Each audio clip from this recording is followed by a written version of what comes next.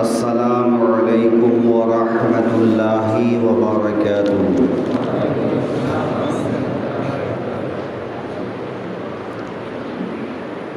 نحمده ونصلي على رسوله الكريم أما بعد فأعوذ بالله من الشيطان الرجيم بسم الله الرحمن الرحيم يسألونك عن الخمر والميسر قل فيهما إثم كبير ومنافع للناس وإثمهما أكبر من نفعهما وقال في مقام آخر يا أيها الذين آمنوا لا تقربوا الصلاة وأنتم سكارى حتى تعلموا ما تقولون وقال في مقام آخر يا أيها الذين آمنوا إنما الخمر والميسر والأنصاب والأزلام رجس من عمل الشيطان فاجتنبوه لعلكم تفلحون إنما يريد الشيطان أن يوقع بينكم العداوة والبغضاء في الخمر والميسر ويصدكم عن ذكر الله وعن الصلاة فهل منتهون صدق الله المولانا العظيم وصدق رسوله النبي الأمين المتين الكريم۔ سب سے پہلے آقائے دو جہاں سرور کون و مکان مونس انس و جاں ارواحنا فدا حضرت محمد مصطفیٰ صلی اللہ علیہ وآلہ وسلم کی بارگاہ میں درود و سلام کا نذرانہ محبت پیش کریں۔ اللہم صلی علی سیدنا و مولانا محمد بارک وسلم صلاۃ و سلاما علیک یا رسول اللہ صلی اللہ تعالی علیہ وآلہ وسلم۔ پڑھتا ہوں تو کہتی ہے خالق کی کتاب، پڑھتا ہوں تو کہتی ہے یہ خالق کی کتاب، مثل یہودی یہ سعودی بھی عذاب، اس قوم کے بارے میں قمر کیا لکھے، اس قوم کے بارے میں قمر کیا لکھے جو کعبے کی کمائی سے پیتی ہے شراب۔ عزیزان محترم، آج میری گفتگو کا عنوان نہ تو یہودی ہے نہ سعودی، آج گفتگو کا عنوان ہے شراب۔ شراب ہمارے معاشرے کو تباہ کرنے والی بڑی چیزوں میں سے ایک چیز ہے۔ آج پورا مسلم معاشرہ اس سے جوجھ رہا ہے۔ بے شمار ایسے لوگ ہیں جو شراب کی وجہ سے خود اپنے آپ کو، اپنے بال بچوں کو، اپنے خاندان کو، اپنے ماں باپ کو اور اپنے معاشرے کو برباد بھی کر رہے ہیں اور بدنام بھی۔ کتنے ایسے گھر ہیں کہ جن گھروں میں ماں باپ کے بڑھاپے کا سہارا جس بیٹے کو بننا تھا وہ شرابی بن کر ماں باپ کے لیے عذاب بن جاتا ہے۔ شوہر بن کر جس جوان کو اپنی بیوی کے لیے ایک مضبوط سہارا بننا تھا، وہ شراب کے نشے میں ہر شام آ کر گالیاں دیتا ہے اور بیوی کی جہنم کو عذاب بنا دیتا، بیوی کی زندگی کو عذاب بنا دیتا ہے، جہنم بنا دیتا ہے۔ کتنے ایسے بچپن ہیں کہ شرابی باپ کی وجہ سے ان کا بچپنا ختم ہو جاتا ہے۔ ایسے سینکڑوں بچے آپ کو معاشرے میں ملیں گے جو باپ کا پیار ڈھونڈتے ہیں،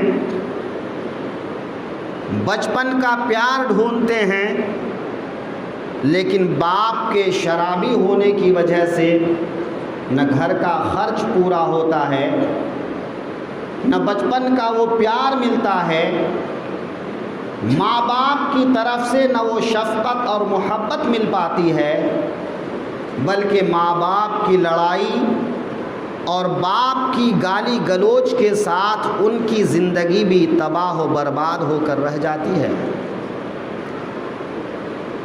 ذرا دیکھیں اس بارے میں اللہ رب العزت کیا ارشاد فرما رہا ہے۔ کیا یہ چیز اسلام میں کوئی اچھی چیز ہے؟ کیا اس کو یوں ہی چھوڑ دیا گیا ہے؟ تو اسلام نے سختی کے ساتھ اس چیز کو دور رہنے کا حکم دیا ہے، اس چیز کو حرام بھی کہا ہے، اس چیز کو جسم کے لیے نقصان دہ بھی کہا ہے، اس چیز کو معاشرے کے لیے تباہی کا ذریعہ بھی بتایا ہے، اس چیز کو بغض و عداوت کا سبب بھی قرار دیا ہے، اس چیز کو اللہ سے دوری کی وجہ بھی بتایا ہے، اس چیز کو اللہ تعالیٰ نے نفاق اور فساد کا ذریعہ قرار دیا ہے۔ یعنی یہ ایک چیز ام الخبائث ہے کہ تمام برائیوں کی جڑ ہے، چاہے وہ شراب لکویڈ شراب ہو یا پھر وہ شراب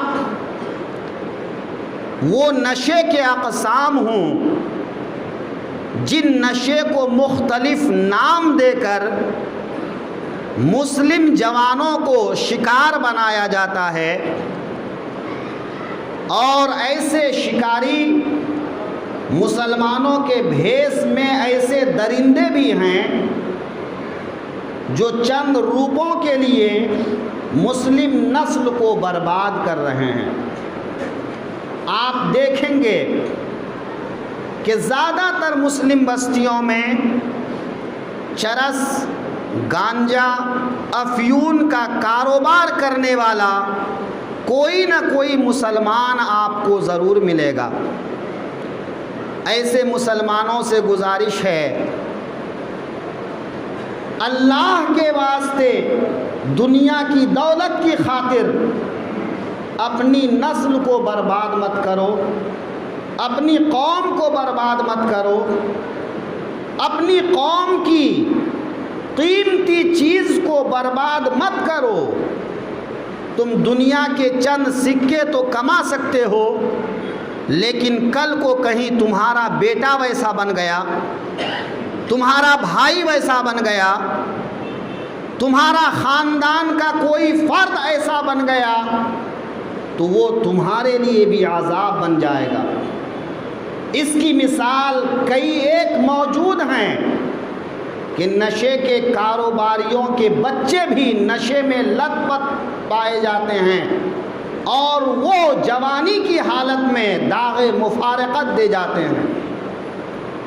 ایسے نوجوانوں سے دست بستہ گزارش ہے کہ اے مسلم نوجوانوں، اپنے مستقبل کو سمجھو، اپنی ذمہ داری کو سمجھو، اپنے ماں باپ کے ان لمحوں کو یاد کرو جن لمحوں میں تمہارے ماں باپ نے تمہاری خوشیوں کی خاطر زندگی کی ساری خوشیوں کو طاق دیا ہے، زندگی کی ساری خوشیوں کو چھوڑ دیا ہے۔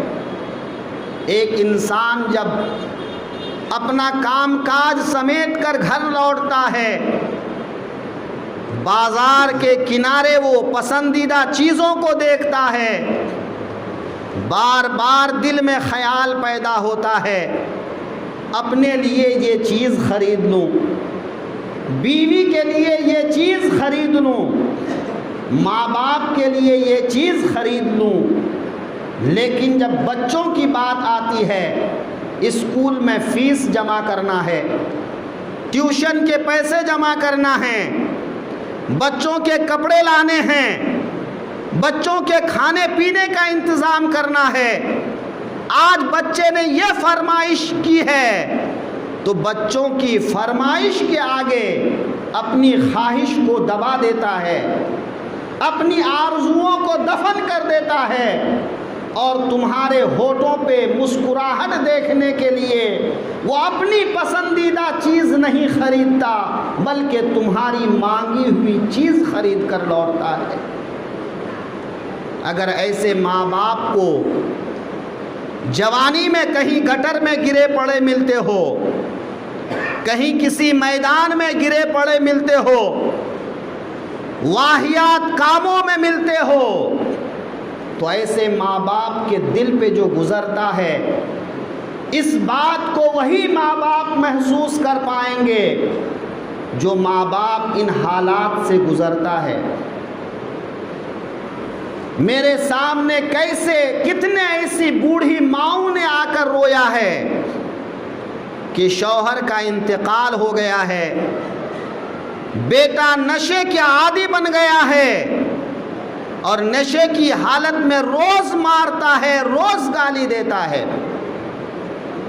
کتنی ایسی بیویاں آتی ہیں کہ وہ شوہر کے روز روز کے گالی گلوچ سے، مار پیٹ سے تنگ آ گئی ہے، وہ بچوں کو دیکھے، خود کو دیکھے، شوہر کا ظلم برداشت کرے یا وہ اپنی زندگی کی فکر کرے۔ ایسے لوگوں کی زندگی جہنم بن جاتی ہے۔ اپنی گفتگو آگے بڑھانے سے قبل عرض کروں، کھڑے ہو کر صفوں کو درست کر لیں، صفوں کے بیچ میں جہاں جگہ خالی ہوں ان جگہوں کو پر کر لیں، اور مسجد کی تعمیر و ترقی کے لیے جھولی آپ سب تک پہنچ رہی ہے۔ آپ سبھی حضرات سے گزارش ہے کہ زیادہ سے زیادہ اپنا تعاون پیش کریں۔ یہ شراب آج ہمارے معاشرے کے لیے ایک لعنت بن گئی ہے، لیکن ہر زمانے میں، ہر معاشرے میں اس شراب نے تباہی مچائی ہے۔ اسلام کا ابتدائی زمانہ ہے، جس ماحول میں اسلام نے اپنی آنکھیں کھولا ہے، ہر انسان شراب کے نشے میں مبتلا ہے، ہر گھر میں شراب کی بھٹی لگی ہے، ہر گھر میں مشکیزے کے مشکیزے، مٹکے کے مٹکے شراب ہیں۔ لوگ برتن بھر بھر کے گھر میں شراب رکھا کرتے تھے۔ اسلام جو ایک دین فطرت ہے، اسلام نے جو تمام برائیوں کو دفع کیا ہے، اسلام نے جو انسان کے اندر الفت و محبت پیدا کیا ہے، جب اسلام نے آنکھیں کھولا، صحابہ کرام نے رسول اللہ صلی اللہ علیہ وسلم کے بارے میں بارگاہ میں عرض کیا، یا رسول اللہ، آپ نماز کا حکم دیتے ہیں، آپ سچ بولنے کا حکم دیتے ہیں، آپ جھوٹ سے منع کرتے ہیں، آپ بے حیائی سے روکتے ہیں، آپ گالی گلوچ سے روکتے ہیں، اے اللہ کے حبیب، اس شراب کے بارے میں کیا حکم ہے؟ اس شراب کے بارے میں آپ کا رب کیا فرماتا ہے؟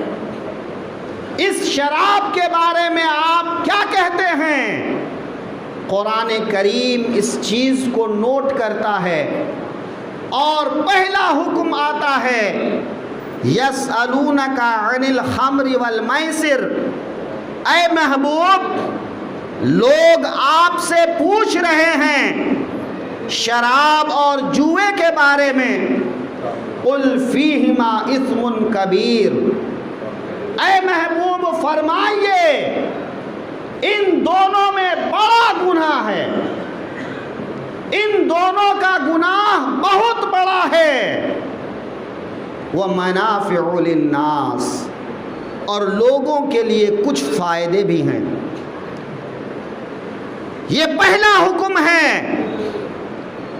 اسلام جو دین فطرت ہے، ایک ایسا معاشرہ جو شراب کے نشے میں ڈوبا ہوا ہے، ہر شخص شراب پی رہا ہے،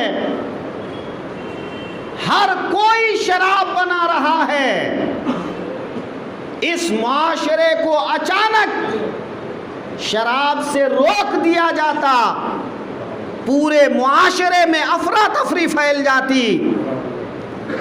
اسلام جو دین حکمت ہے، حکمت کے ساتھ فرما رہا ہے اے لوگو شراب پینا گناہ کا کام ہے، جوا کھیلنا گناہ کا کام ہے، ہاں اس میں تھوڑا فائدہ بھی ہے۔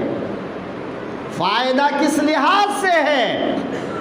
انسان جب شراب پی لیتا ہے، نشے کی حالت میں ہوتا ہے، عقل ختم ہو جاتی ہے، تب وہ اپنے اندر جو طرح طرح کی تفکرات کی وجہ سے پریشانی محسوس کرتا تھا، وہ ان پریشانیوں سے آزاد ہو جاتا ہے، ان غموں سے آزاد ہو جاتا ہے، ان سے بے نیاز ہو کر کچھ وقت گزار لیتا ہے۔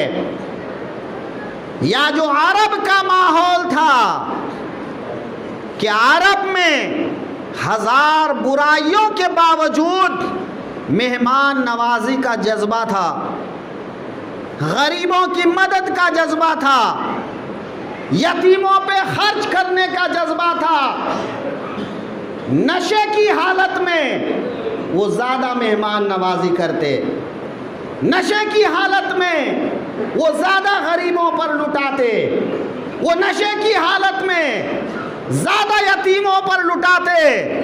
تو اس کے پیش نظر اسلام نے کہا اس میں تھوڑا منافع بھی ہے، تمہارے لیے منافع نہیں لیکن ان مہمانوں کے لیے منافع ہے جنہیں کھانا کھلا دیتے ہو، ان غریبوں کے لیے منافع ہے جنہیں تم کچھ دے دیتے ہو، ان یتیموں کے لیے فائدہ ہے جنہیں اپنے مال سے کچھ دے دیتے ہو، تو فائدہ تمہارے لیے نہ صحیح ان کے لیے ہے۔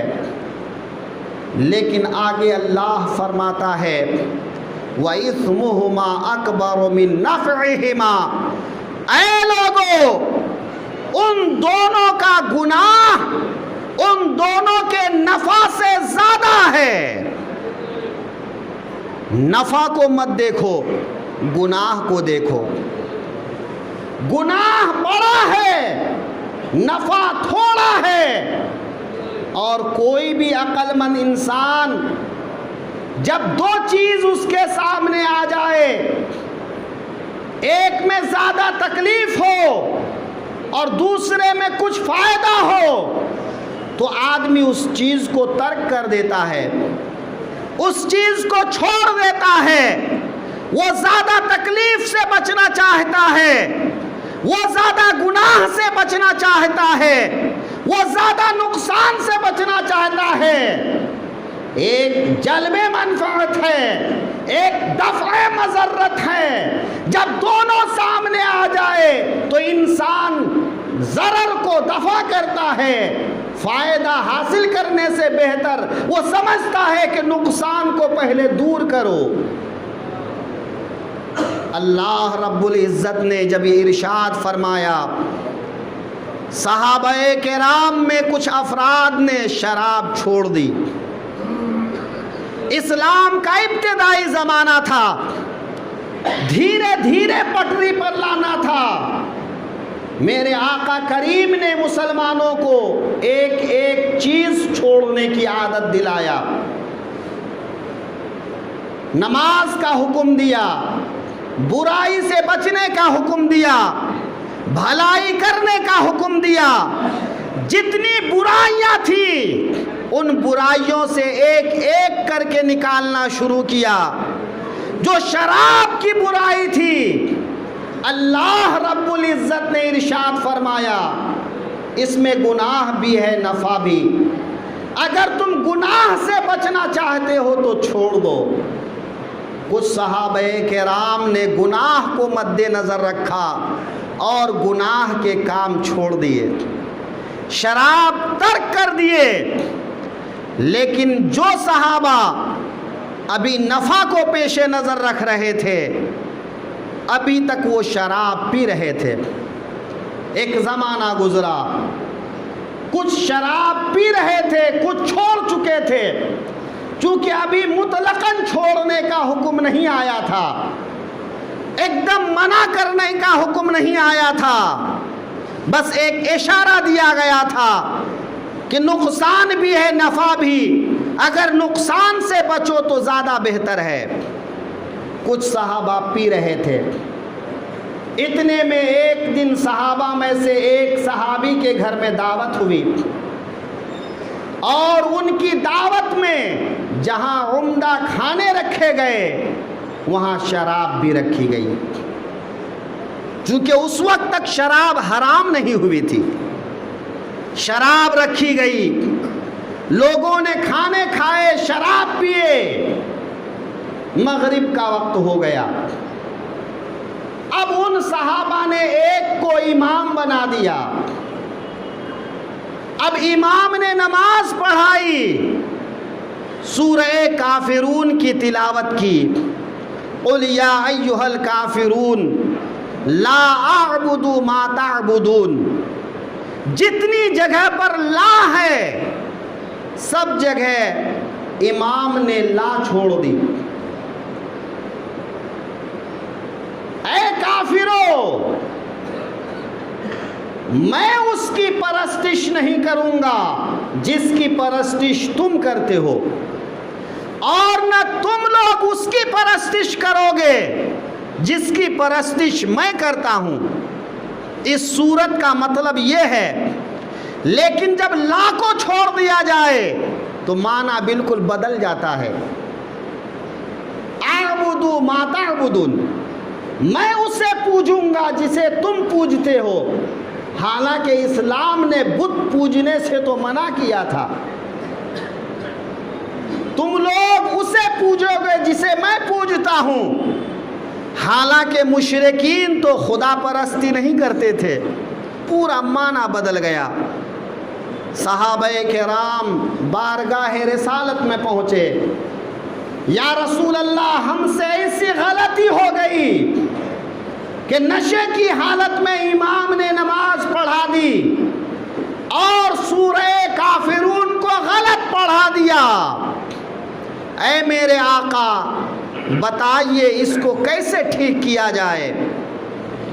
اللہ رب العزت نے ارشاد فرمایا، سورہ نساء کے اندر فرمایا، یا ایھا الذین آمنوا لا تقربوا الصلاة وانتم سکارى حتی تعلموا ما تقولون۔ اے ایمان والو، جب نشے کی حالت میں رہو تب نماز نہ پڑھو۔ نماز میں جو بول رہے ہو اس کو جان سکو، اتنا ہوش رہے کہ زبان سے کیا کہہ رہے ہو اس کو سمجھ سکو۔ اتنی سمجھ باقی رہے تو نماز پڑھو، ورنہ نماز کے قریب مت جاؤ۔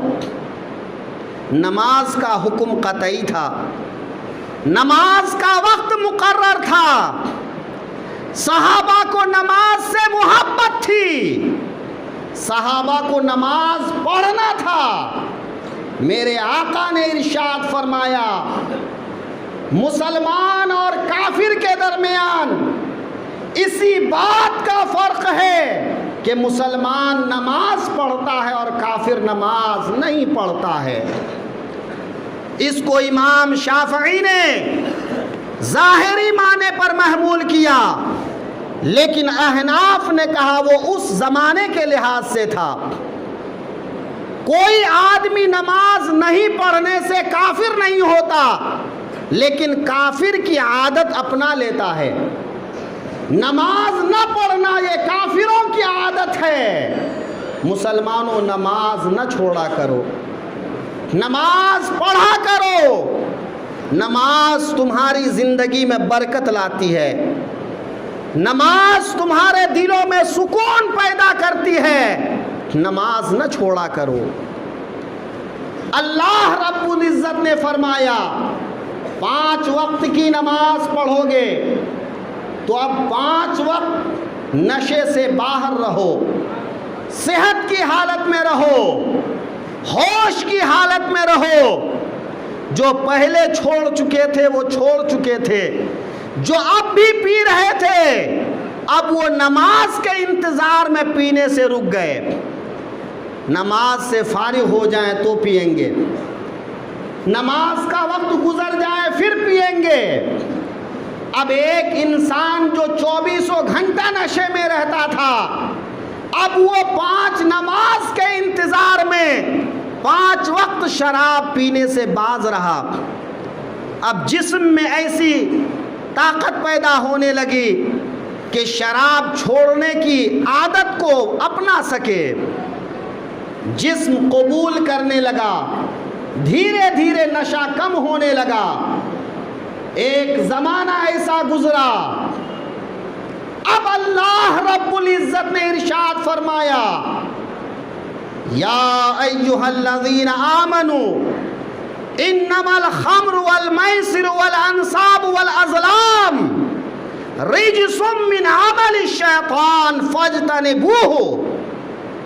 ऐ ईमान वालो, बेशक शराब, जुआ, ये बदशुगुनी के तीर और बुत ये नापाक चीज़ हैं, शैतान का अमल है। ऐ लोगो इससे बचो, ऐ लोगो इसे छोड़ दो। अब मुसलमानों के लिए मुतलकन शराब हराम हो गई, हर कोई शराब से बाज आने लगा। रिवायतों में है कि जिस दिन ये हुक्म नाजिल हुआ है, मदीने की गलियों में लोगों ने मटके के मटके शराब बहा दिए। मदीने की गलियों में शराब ऐसी बहती थी जैसे बारिश के ज़माने में पानी बहता हो। अल्लाह रब्बुल इज़्ज़त ने इरशाद फरमाया, शराब शैतान का काम है, शराब नापाक चीज़ है, शराब तुम्हारे लिए हराम है। ऐ लोगों, शराब से बचो। ये शराब तुम्हारे अंदर अदावत पैदा करता है, बुग़्ज़ पैदा करता है, तुम्हें अल्लाह के ज़िक्र से दूर रखता है, तुम्हें नमाज से दूर रखता है।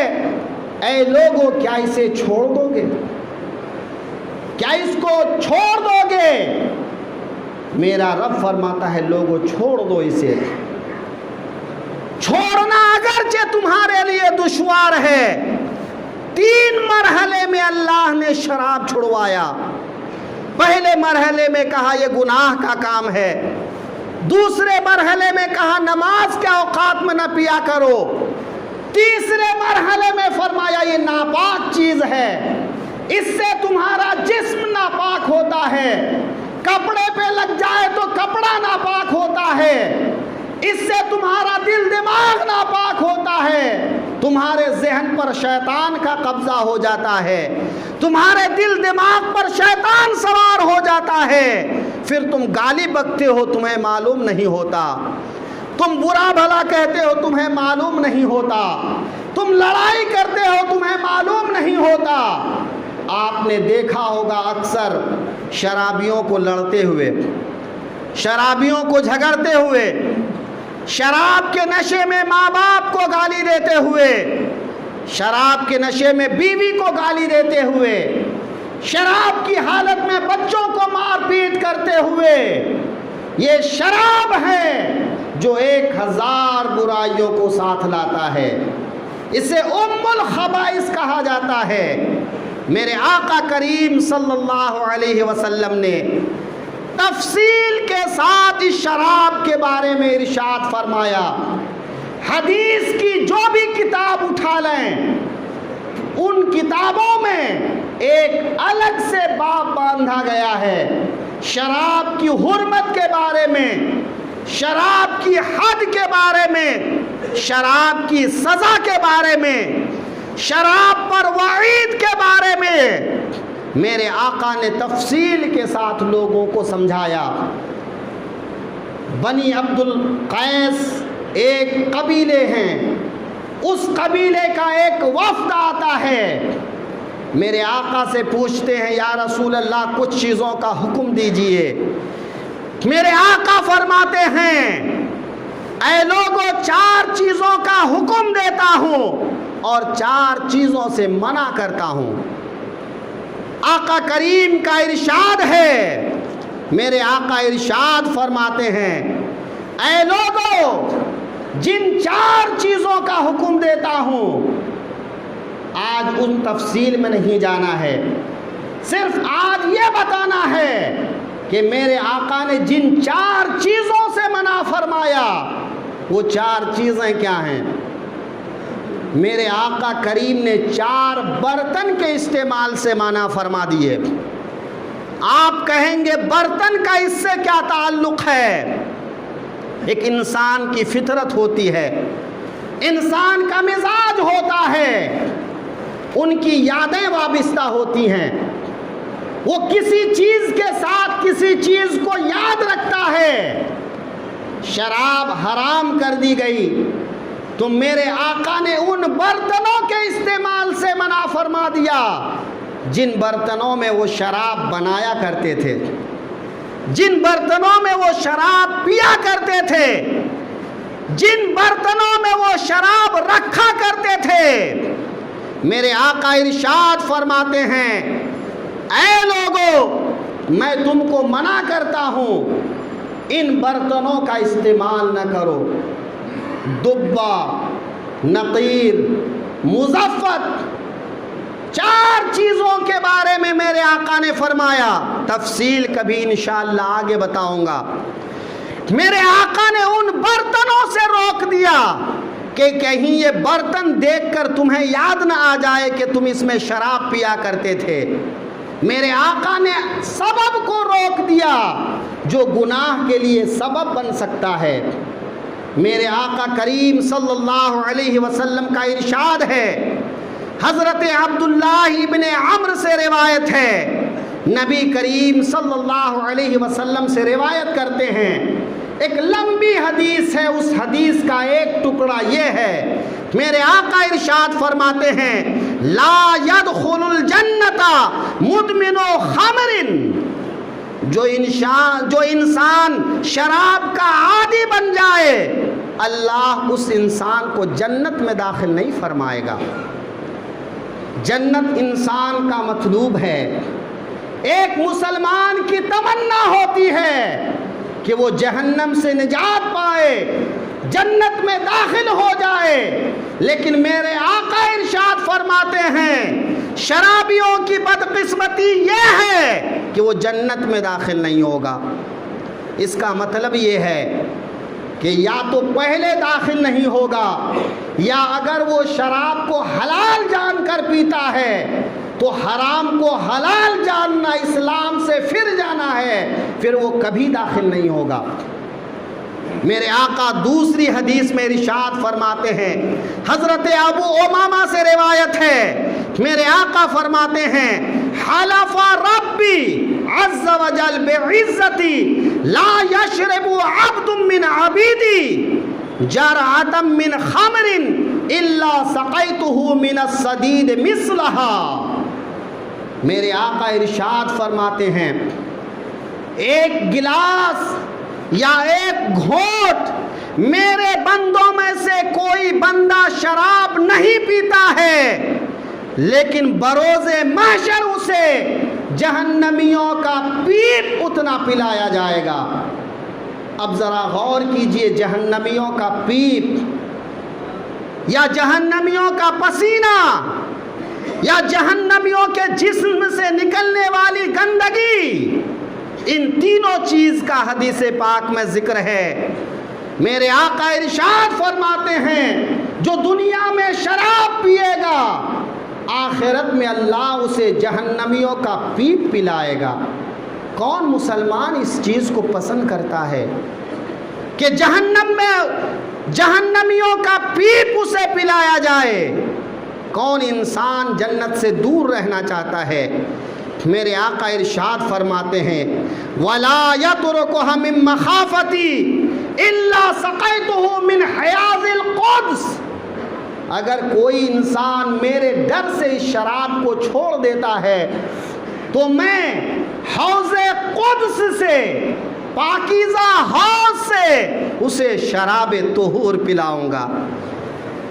میرے آقا فرماتے ہیں حوض کوثر سے اس کو میں اپنے ہاتھوں سے پلاؤں گا جو میرے ڈر سے شراب کو چھوڑ دے گا. میرا رب فرماتا ہے اے لوگو شراب کو میرے ڈر سے چھوڑ دو تو تمہارا رب تمہیں عزت والے حوض سے شراب طہور پلائے گا. احادیث بہت ہیں، وقت ہو گیا ہے، انشاءاللہ کبھی کسی اور موقع پر عرض کروں گا. عرض یہ کرنا ہے کہ شراب چھوڑ دیجئے، نشے کی چیزوں کو چھوڑ دیجئے، اپنے آپ پر رحم کیجئے، اپنے ماں باپ پر رحم کیجئے، اپنی اولاد پر رحم کیجئے، اپنی بیویوں پر رحم کیجئے. اس شراب کی لعنت سے اپنے آپ کو، نشے کی لعنت سے اپنے آپ کو دور رکھیے. اللہ ہر آدمی کو اس لعنت سے بچنے کی توفیق عطا فرمائے، اور جو چھوڑنا چاہے اللہ چھوڑنے پر اس کی مدد فرمائے. آمنہ بانو بیمار